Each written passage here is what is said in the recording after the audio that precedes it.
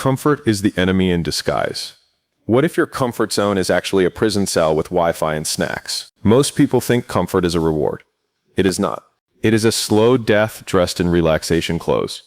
Every single day you choose comfort over discomfort, your potential shrinks. The muscle of greatness only grows under resistance. The men and women you admire, the ones who built empires, who changed industries, who left legacies, they were never comfortable. They were terrified, exhausted, broke, doubted, and they kept moving anyway. Your brain is biologically wired to seek safety. That is the trap.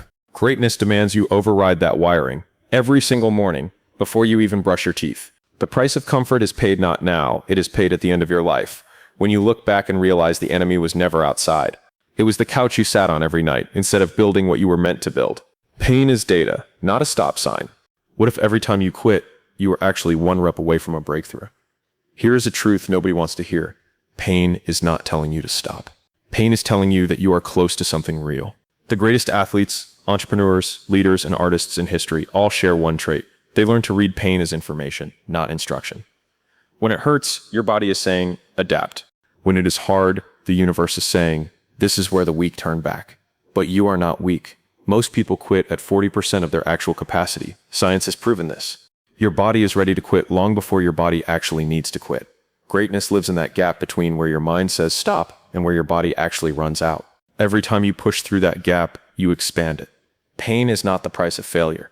Pain is the price of admission to a version of yourself you have not met yet. Volume beats talent every single time.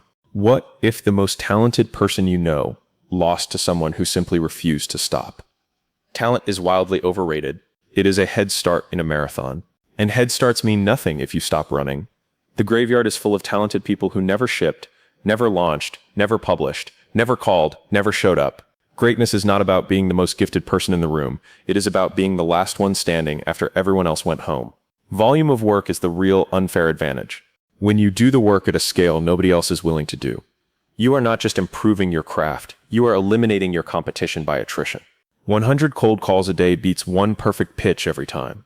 100 pieces of content beat one viral fantasy you are waiting to post. The price of greatness is volume. Uncomfortable, relentless, unglamorous volume. Done even when no one is watching and nothing seems to be working. Your identity must change before your results do. What if you are not failing at your goals? What if your identity is simply rejecting them? You cannot out-execute a self-image that says you are average. This is the secret that most motivational content misses completely. People chase strategies, tactics, and shortcuts. But the real problem is never the plan. The real problem is who you believe you are when nobody is looking. If you see yourself as someone who tries things and fails, you will unconsciously sabotage every win. Greatness requires you to rebuild your identity first, before the results come, before the money comes, before the proof comes. You must decide who you are and then behave as that person daily, even when the evidence disagrees. That is the scariest part. Acting like the person you want to become, before you have any right to call yourself that. Because identity is not inherited. It is constructed brick by brick, choice by choice, rep by rep, until the world catches up with what you already decided you were. Sacrifice is not optional. It is the whole point. What if everything you want is on the other side of something you are not willing to give up yet? Nobody talks about what greatness actually costs because the bill is terrifying. It costs weekends. It costs friendships that were holding you at their level. It costs the opinion of people who were comfortable watching you stay small. It costs sleep, certainty, comfort, and the luxury of a predictable life. The people who achieve extraordinary things are not luckier than you. They simply paid a price you were not willing to pay yet. And here is the brutal honesty.